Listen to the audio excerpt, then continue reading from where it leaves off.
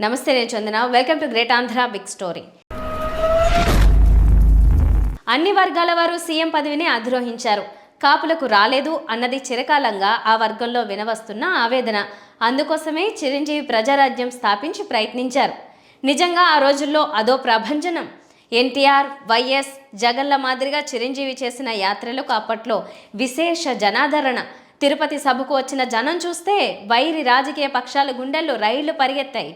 కానీ సాక్షాత్తు చిరంజీవే కాపుల ఓట్లు పుష్కలంగా ఉన్న వెస్ట్ గోదావరిలో ఓడిపోయారు. కాపుల ఓట్లు గట్టిగా ఉన్న అనకాపల్లి నుంచి పోటీ చేసి అరవింద్ ఓడిపోయారు. ప్రజారాజ్యం పార్టీ పరాజయం పొందింది. పార్టీ పెట్టడమే రాంగ్ టైం అని, పొలిటికల్ వ్యాక్యూమ్ లేని టైంలో వైఎస్ మీద అపరిమిత అభిమానం ప్రజల్లో ఉన్న సమయంలో కొత్తగా ఎంట్రీ ఇవ్వటం తప్పయింది అని విశ్లేషణలు వెల్లువెత్తాయి. దాని తర్వాత 5 ఏళ్లు పార్టీని నిబద్ధతతో నడపడం అంత సులువు కాదని గ్రహించి చిరంజీవి ప్రజారాజ్యాన్ని కాంగ్రెస్ లో విలీనం చేశారు. తాను కేంద్ర మంత్రి అయ్యారు. రాష్ట్ర విభజన తర్వాత తను కూడా రాజకీయాలు వదిలేశారు. మరి కాపులకు ఎవరు నేత? ముద్రగడ లాంటి వారు లోకల్ గా మాత్రమే నాయకులు. రాష్ట్ర స్థాయిలో జనాలను చైతన్యపరిచి ముందుకు నడిపించి తాను ముందు నడిచి సీఎం కాగలది ఎవరూ కనిపించలేదు. నిజానికి పొలిటికల్ వ్యాక్యూమ్ ఉందో లేదో అర్థం కాని సమయంలో 2014లో పవన్ కళ్యాణ్ ఉవ్వెత్తున లేచారు. కానీ ఆ సమయంలో పోటీకి దిగలేదు. ఎందుకంటే అప్పటికి పార్టీ నిర్మాణమే జరగలేదు కనుక.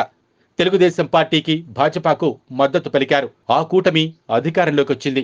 2019 ఎన్నికల టైంలో అనూహ్యంగా ఆ కూటమికి పవన్ బై చెప్పి చంద్రబాబు, లోకేష్, మోడీల మీద తీవ్రమైన విమర్శలు కురిపించి ఒంటరిగా బరిలోకి దిగారు.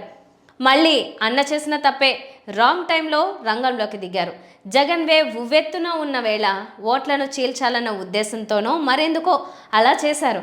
వైఎస్ టైంలో మెగాస్టార్ ఓట్లను చీల్చడం ద్వారా వైఎస్ విజయం సాధ్యమైంది కదా, తను కూడా అలాగే చేయాలనే చంద్రబాబు ఎత్తుగడలో పవన్ పావుగా మారారనే అభిప్రాయాలు అంతటా వినిపించాయి.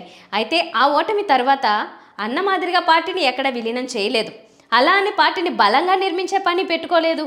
నాదెండ్ల మనోహర్కు పార్టీని నడిపే బాధ్యతలు అప్పగించి తాను సినిమాల్లోకి వెళ్లారు. మళ్ళీ 2024 ఎన్నికలు వస్తున్నాయి. ఇప్పుడు ఆంధ్రాలో సరైన రాజకీయ వ్యాక్యూమ్ ఉంది. చంద్రబాబు పాలన చూశారు, జగన్ పాలన చూశారు. పవన్ పాలన చూడండి అని అడిగే అవకాశము ఉంది.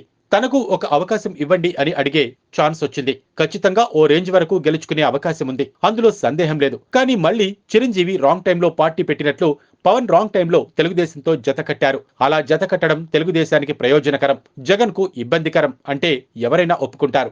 కానీ పవన్ కు ఏమిటి ప్రయోజనం? ఇది అసలు సిసలు ప్రశ్న. చంద్రబాబును 2024లో గద్దె ఎక్కించడం ద్వారా పవన్ సాధించేదేమిటి? కాపులకు ఒరిగేదేమిటి? జగన్ ను ఓడిస్తారు సరే, almost out of the race లో ఉన్న చంద్రబాబు పార్టీకి సెలైన్ ఎక్కించి గద్దెనెక్కించడం ద్వారా పవన్ సాధించేదేమిటి? అంటే ఇప్పుడు ఉన్న పరిస్థితుల్లో ఒంటరిగా పోటీ చేస్తే జగనే మళ్లీ సీఎం అవుతారు అని పవన్ భావిస్తున్నారా? నిజమే అనుకుందాం. కానీ Telugu Desam party out of the race అయిపోతుంది కదా. 2029 నాటికి జగన్, పవన్ ముఖాముఖి తలబడే అవకాశం వస్తుంది కదా. మరి ఎందుకు పవన్ ఆ దిశగా ఆలోచించడం లేదు? పోనీ ఇప్పుడు జగన్ పక్కకు వెళ్ళిపోతే 2029లో చంద్రబాబుకు దూరం జరిగి ముఖాముఖి తలపడవచ్చు అని పవన్ భావిస్తున్నారా? అది సాధ్యమేనా? ఎందుకు సాధ్యం కాదు అంటే, చంద్రబాబు పార్టీ లేకుండా 2029లో పవన్, జగన్ పోరాటానికి దిగితే తెలుగుదేశం మద్దతుదారులు తప్పనిసరిగా పవన్ వెంట నిలవాల్సి వస్తుంది. మరో ఆప్షన్ ఉండదు. ఎందుకంటే అప్పటికే చంద్రబాబు రాజకీయంగా రిటైర్ అవుతారు. జగన్ ధాటికి చాలామంది అటు నుంచి ఇటు వస్తారు. అందువల్ల మిగిలిన వారు పవన్ వెంట ఉండక తప్పదు. తెలుగుదేశం అనుకూల మీడియా పవన్కు బాసటగా నిలవక తప్పదు. కానీ ఇప్పుడు పరిస్థితి ఏంటి? తెలుగుదేశం పార్టీకి ఇప్పుడు పవన్ అందిస్తున్న ఆక్సిజన్ విలువ అంతా ఇంతా కాదు. ఒక్కసారి జగన్ ను గద్దె దించితే చంద్రబాబు, ఆయన వారసుడు లోకేష్, పార్టీ శ్రేణులు వీరవిహారం చేస్తాయి. ఏం చెప్పి 2029లో పవన్ వారికి దూరమవుతారు? 2024లో చంద్రబాబు గురించి చెప్పినవి అన్ని తప్పు అని చెప్పగలరా? లేదు, చంద్రబాబు ఈసారికి సీఎంగా ఉండు అని సింహాసనం పవన్ కు అందిస్తారా?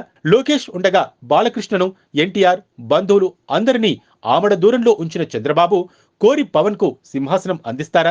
ఎంత మాట.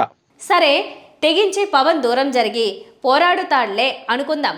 ఒక్క గంట చాలు ఆ నిర్ణయం తీసుకున్న తర్వాత తెలుగుదేశం అనుకూల మీడియా పవన్ను ఎత్తి అవతల పెట్టడానికి. దాంతో జగన్నే చాలలేకపోతున్నారు. పవన్ ఎంత? మరి కాపుల ఆశలు నెరవేరేది ఎలా? తెలుగుదేశం కాపులకు ముఖ్యమంత్రి పదవి ఇవ్వదు. కాంగ్రెస్, వైఎస్ఆర్ కాంగ్రెస్ కూడా డిట్టో. మిగిలిన ఆప్షన్ పవన్ మాత్రమే. ఆయన ఓ దశ దిశ లేని విధంగా రాజకీయం చేస్తున్నారు. పైగా కాపులను ఒదిగి ఉండమని, కమ్మవారితో కలిసి నడవమని సుద్దులు చెప్తున్నారు. ఇక పవన్ను కాపులు నమ్ముకునే ప్రయోజనం ఏంటి? వైకాపా బీసీ జపం చేస్తోంది, తెలుగుదేశం కూడా అదే జపం చేస్తోంది. పవన్ కూడా కాపులు పెద్దన్నగా ఉండి అందరితో కలిసి నడవాలంటున్నారు. అంతేకాదు 2024 ఎన్నికలు ముగియగానే మళ్లీ సినిమాల మీదకు వెళ్లడానికి రంగం ఇప్పటి నుంచి సిద్ధం చేసుకుంటున్నారు. అంటే రాష్ట్రాన్ని చంద్రబాబుకో జగన్కో వదిలేయటానికి ముందే ఫిక్స్ అయిపోయారన్నమాట. మరింక కాపు ముఖ్యమంత్రి అనే చిరకాల వాంఛ నెరవేరేది ఎలా? 30-40 సీట్లతో ఇప్పుడు సరిపెట్టుకున్న పవన్ పోనీ 2029 నాటికి బలంగా మారిపోయి సగం సీట్లు డిమాండ్ చేసి సగం కాలం సీఎం పోస్టు తీసుకునే రేంజ్కు వెళ్తారని అనుకుందామా? జగన్ లాంటి మొండి మనిషినే 3 చెరువులు నీళ్లు తాగిస్తున్న కమ్మ సామాజిక వర్గ అష్ట దిగ్బంధనాన్ని పవన్ ఒక్కరోజు అయినా తట్టుకోగలరా? అందుకే కాపులు ఇక తమ వర్గానికి సీఎం పదవి జీవితకాలం లేటు అనుకోవాల్సిందే. ఇది ఇవాల్టి బిగ్ స్టోరీ. మరిన్ని టాపిక్స్తో మళ్ళీ కలుద్దాం. నమస్తే.